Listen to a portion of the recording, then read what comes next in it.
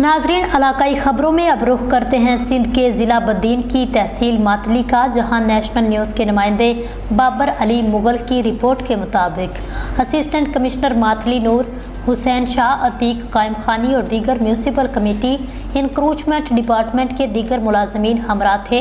मातली के main station road पर नाजायज तजावुजात का नोटिस लेते हुए अजाफी सामान रखने वाले दुकानदारों के खिलाफ जुर्माने आयद किए। अल्लाहवाला चौक से स्टेशन रोड तक दुकानदारों ने अजाफी सामान बाहर निकाल कर पैदल चलने वाले शहरियों को शदीद मुश्किलात में मुब्तला कर रखा था। बाजार की तंग सड़क से खवातीन समेत स्कूल के तुलबा भी शदीद परेशान दिखाई देते थे। एसी नूर मोहम्मद शाह ने सड़क के दोनों तरफ सामान उठाकर जुर्माने आयद किए।